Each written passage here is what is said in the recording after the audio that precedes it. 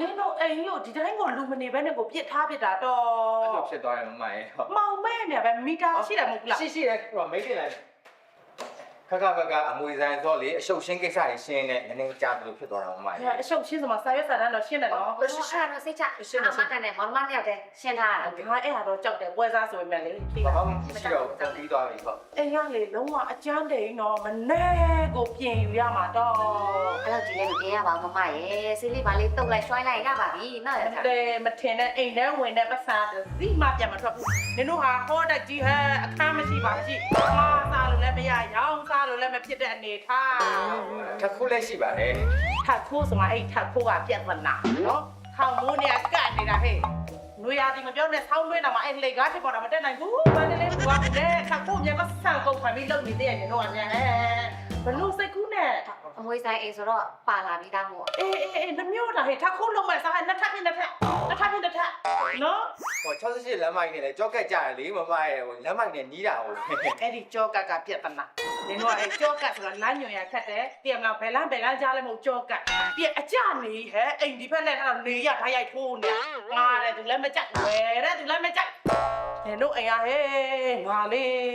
နင်တို့စဉ်းစားလိုက်ပါဦးနင်တို့လင်မယားကြားခဏနေငါပြောမောင်နှမအရင်အမအပွဲစားလုပ်နေဝယ်ရောင်းလုပ်နေဆိုအာနာနဲ့ငါညီမရဲ့စဉ်းစား ဘူးတော့ ဟဲ့ယောက်ျားသဘောပါ အော်စဉ်းစားမိပါမမရဲ့မမကောင်းလို့သာအကြည့်စီစဉ်လိုက်တော့ အေးနင်တို့လဲဟိုတိုက်ဆောက်နေဆိုပတ်စံလုံးမငါတီးတယ်ငါလည်းဟေ့ဒီနေရာကဒီလိုအိမ်အကျန်းတယ်ဟဲ့ငါစားအောင်တော့ငါအကောင်လုံးကိုပြန်ထဲမှာအိမ်တစ်လုံးကြီးပါဆောက်တဲ့အတိုင်းပဲဟုတ်ပါသစ္စာအောင်နော် ရတယ်မမယူလိုက်တော့ အေးချိလိုက်ပါဦးမအေး ယောက်ျားချင်းမပွဲစားနော်ဈေးပြနဲ့လုံးထင်လား နဲတော့မနဲတော့ပါဘူးပြီးတော့မောင်နှမအရင်ကြီးဆိုတာလည်းသူမရိုက်တော့ပါဘူးကွာငါတို့လည်းပတ်စံလုံးနေရမှာလားဟိုတခြားကနေဆွဲမှဆိုရင်လည်းဟိုအတိုးနဲ့ဗာနဲ့အလုပ်တွေရှုံနေကွာဟိုကိုမစီကိုရောင်းထားတော့အဆင်ပြေတဲ့ချိန်ရောက်တော့သူ့စီကအချိန်လေးပြန်လာလို့ရတယ်ပေါ့ ဒီပါ အင်းကအခုလိုဆေးသွင်းလိုက်တော့လေလုံးဝအစ်စ်တိုင်းပဲနော် ပပရောင်းပြရနှမျိုးရအမ ကဲ အမဟာဒီအင်္ဂါလာမသိဘူးရှင် အော်မဟုတ်ဘူးအမတို့အပိုင်ဝယ်လိုက်တာလေမနေ့ကမှပြောင်းလာတာ အော်ဝယ်လိုက်တာလားရှင်မရောင်းလာတော့မပြောဘူးတော့ဟာကျမတို့ကဒီအိမ်ရဲ့အရင်အိမ်ပိုင်ရှင်နေလေ ဟိုးဟုတ် သူ့အမကိုရောင်းလိုက်တာ ဟုတ်ကဲ့ ဒါနဲ့အမဘယ်လောက်နဲ့ဝယ်လိုက်တာလဲရှင် အော်အိမ်ဝယ်လိုက်တာ2500လောက်တော့ကြာပါတယ် 1500 ဟုတ်တယ်အမမျိုးသားနဲ့အမနဲ့ကလေခုမှမန္တလေးကိုပြောင်းလာတာအားနဲ့မြေကွက်လေးရှာပြီးတော့စိတ်ချက်အိမ်လေးဆောက်ပြီးနေမယ်ပေါ့ရှိုင်းနဲ့မှဒီအိမ်လို့တွေ့တာအိမ်ကအဖြူအောင်လေးဆိုချစ်စရာလေးလေအားနဲ့အမျိုးသားကလည်းတဲလေးကြိုက်ရင် use ဆိုတာနဲ့အမကိုဝယ်လိုက်တာအော်အမျိုးသားနဲ့မိတ်ဆက်ပေးရမှာခဏလေးနော်မောင်ကြီးဒီမှာအဲ့တဲ့တွေရောက်နေတယ်ဟဲ့ဘယ်ထွက်တော့ ရောမေစီဆိုရဲမိမိုက်ချွတ်လာတယ်လမ်းမဟုတ် အော်ဘသူများလဲလို့အလေးမောင်လေးလာလေးဟုတ်ပါဗျာခမည်းမအရင်ခောက်ကြည့်ပါတပည့်ရဲမယ်ရဲမွေးလာတယ်ခမည်းမအရင်ခောက်ကြည့်နော်ကျုပ်တို့တော့ဗျာကျုံမိုင်းဆိုပြီးတော့ယုံကြည်လဲအောက်ကူလဲခမည်းမလို့ရတယ် ကျဲကြီးတွေချက်ချက်မပြောပါနဲ့မောင်လေးတောက်လာလက်အထက် ခမည်းကျုပ်ကိုမထိနဲ့ လား ခမည်းကျုပ်စီကနေအိမ်ဘာဖြစ်တယ်ညာဖြစ်တယ်ဆိုပြီးတော့1500နဲ့ဈေးနှိမ်ပြီးတော့ဝယ်သွားတဲ့အိမ်ကို2500နဲ့ရောင်းလိုက်တာမတိလိုက်ရပါလား ပြောတာတော့မဟုတ်တာလာအမပြပြမယ်မလေးအဲ့လိုမပေါ့ငါမောင်ရဲ့လာအမပြပြမယ်လာဝယ်လက်ကတော့1500ပဲပေးနေတာ 1500တော့မရဘူးလေမဘုတ်ကလည်းကျမဝယ်ထားကို1500သိနေရကိုပြောပေါ့ပွဲကားရမယ်ဟာကိုရအောင်ပြောလေ1800လောက် ဝယ်ကမရဘူးထိုးဘက်ကလည်းငါအမျိုးတွေငါ့ကိုမပေးဘူးနင်ပေးတဲ့လောက်ပဲငါပေးမှာ အတော့တမ်းပါတယ်လမ်းလဲတာပါတယ်အဲ့ဒါလည်းလုံးဝအကောင်တက်နေုံပဲဘုတ်ကလည်း ဒါပေမဲ့နေ့အိမ်ကဆေးတုပ်အောင်မှပြင်အောင်မှနဲ့သူတို့ကပြင်2000နီးပါးလောက်ကြာသွားမှာဆိုတော့သူတို့က1500ပဲပေးချင်နေတာ အတော့ 1600နဲ့ဆိုရင်တော့နင်ရောင်းလိုက်တော့ငါ့ကိုပွဲကလေးနည်းနည်းပါးပါးပေးငါရအောင်ပြောပေးမယ် တော်ပါပြီမဘုတ်ရဲ့ငါလည်းပွဲစားဝယ်ရောက်ကွနဲ့ကိုပဲရောင်းတော့မယ်ဒီဈေးတော့ရောင်းမနေတော့ အေးငါပြောလိုက်မယ်မိုးရေ ဟဲ့ ဝမ်းတာစရာပဲ1900ပေးမယ်တဲ့ မရောင်းဟဲ့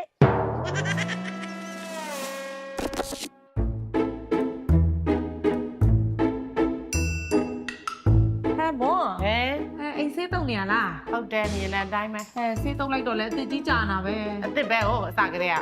ဆေးတုပ်တာများမပြောဘူးငါမှအသိဆိုင်ရှိတယ်အောင်သစ်လွင်နဲ့ငါလိုက်ပို့ပေးတာပေါ့ငါပြောရင်ဈေးသက်တာတယ် အဲ့အောင်တစ်လွင်ကပဲဝယ်တုတ်တာပဲအမျိုးတွေသူ့ဖေနဲ့ငါတို့နဲ့ အော်ဒါနဲ့ဒီမဲ့ဝမ်းသာစရာပြောရအောင်မဲအိမ်ကို1800ပေးနေတယ် ရောင်းလို့ပြောလိုက်ကြိုက်စေးရမှာရောင်းမလည်းပတ်စံမတရားလို့အိမ်ကလည်းရောင်းမထွက်ဈေးကလည်းမတရားနိုင်နိုင်အဲ့နဲ့ကဲဘလို့လောက်ရမလဲမသိဘူးဆိုတော့အောင်တစ်လွင်မှာဈေးတွေတော့ဝယ်ဈေးကိုတိတ်ချာတုတ်အိမ်ကိုတိတ်ချာရွှိုင်းပြီးမှမနဲ့ကိုပြန်ရောက်လိုက်ရတာကိုလက်ထက်ပတ်စံအိုက်သွားတဲ့အချိန်နဲ့ပြင်ရဆင်ရတာနဲ့ဒါပါပဲမမြတ်ပါဘူးငါမောင်ရဲ့မောင်နှမချင်းမပြောပဲနေပါမလားမင်းကလည်းထမင်းစားတော့အမထမင်းဖူးလိုက်မယ်နော်လာလာဘာကျမတို့စီကနေ1500နဲ့ဝယ်သွားတဲ့အိမ်ကိုထက်ဝက်အမြက်တင်ပြီး2500နဲ့ရောင်းလိုက်တာကိုရှင်ကထမင်းစားပြီးပြန်လာတယ်ပေါ့အော်ကျင်းနေရပါဟလား မင်းလည်းကွာငါမှမဟုတ်တာလို့လည်းမဟုတ်ပါဘူးကွာငါတို့ပတ်စံလိုရဆိုလို့သူကူညီတာကွာမတရားလုပ်တာမဟုတ်တာ ထက်ဝက်မြက်သွားတယ်လေအဲ့ဒါကိုညီတာပေါ့အဲ့ဒါကိုညီတာပေါ့ မဟုတ်လား ဘာမဟုတ်လားလေကျမတို့အဲ့ဒါစားလို့တော့လေ ဟမ် တိတ်ကားတော့မထားတော့အမရပြန်မဲ့ရောင်းရတော့မယ်ကျွန်တော်လုပ်ငန်းထဲမှာထည့်ကြငွေကလိုးနေတာအမရ ပြန်ရောက်မယ်ဆိုရင်ဒီတိုင်းမရောက်နဲ့အမပြောပြအမလို့ခိုင်းရမှာဆိုလို့ငါတို့ငွေဆိုင်လေဒီမဝယ်ရောင်းပွဲစားစီကိုရောင်းလိုက်တာအေးသူ့မဆိုတော့လေငါယုံတာပေါ့မကြပါဘူးဆေးလေးတုပ်ပြီးဟိုမှာထောက်ဝက်ပြက်သားရောင်းလိုက်တယ်တော့ တော့ကွာမင်းလည်းအဲ့ကိစ္စ ဘူပြီးသွားရမ်းတဲ့လူကပွဲစားမလေတော့တဲ့မျောလာပြီးတော့မြန်ဆေးတုပ်ပြီးမှညာ ဟုတ်မှာ အောင်တစ်လွယ်မှာအမကိုယ်တိုင်လိုက်ဝယ်ပေးမယ်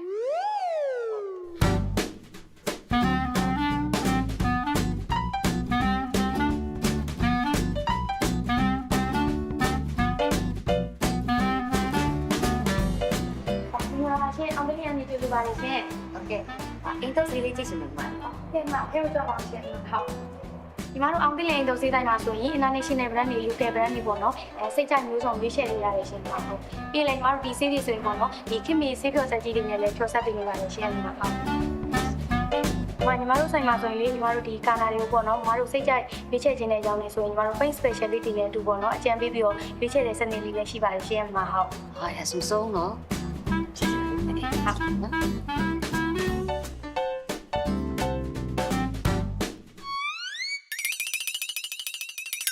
ဘ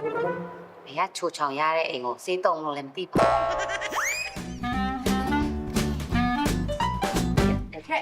း နင့်မောင်လူလူအိမ်ကိုနင်လိုက်ဆက်ပေးနာမလား ဟုတ်တယ်လေ အေးအခုသူ့အိမ်ကိုနင်ရောင်းမှဟိုပွဲစားမှလူလဲမှမွန်းကိုရောင်းမလို့လုံနေတယ်တော့ဒီနေ့ ဘာဒီလောက်လေတဲ့ပွဲစားမစီရောင်းမှလည်းလို့ပြောထားတာ哦 အေးအဲ့ဒါဒီနေ့စရန်ချမလို့တယ် ဘာစည်ရဲသွားရှင်းမယ်ယောက်ျားလာနေရောလိုက်ခဲ့လိုက်မယ်ပါရောင်းမှလည်းလို့တော့တန်တန်မှားထားရတဲ့တဲ့ကိုဒင်းကရောင်းသေးတာအော်မပေါ့ဒီအိမ်ကိုလဲလေဒီမမိန်းမလဲသိန်းတွေကို1500နဲ့ရောင်းလိုက်တာဒီမဘယ်လောက်နဲ့ပြန်ရောင်းလိုက်တယ်ထင်တယ်လေ2500နဲ့ပြန်ရောင်းလိုက်တာတော့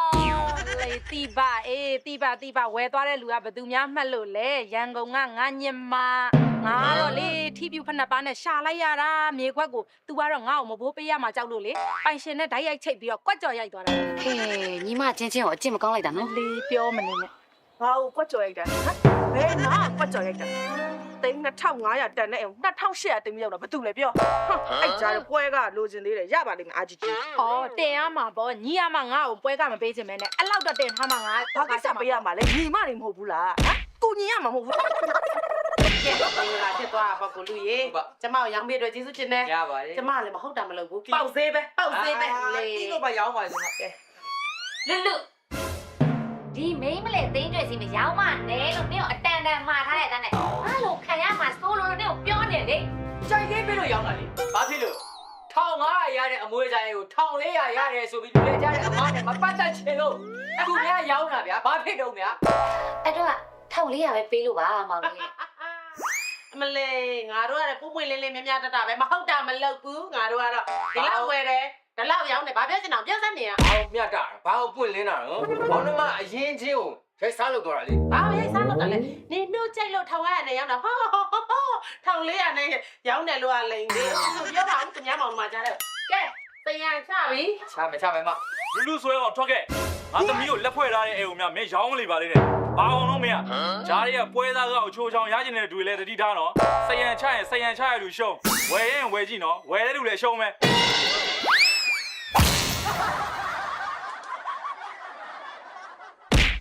မင်္ဂလာပါရှင်အိမ်တုပ်ဆေးပြီးရင်အောင်တက်လွင်ရဲ့ဆိုင်အမှတ်1ကို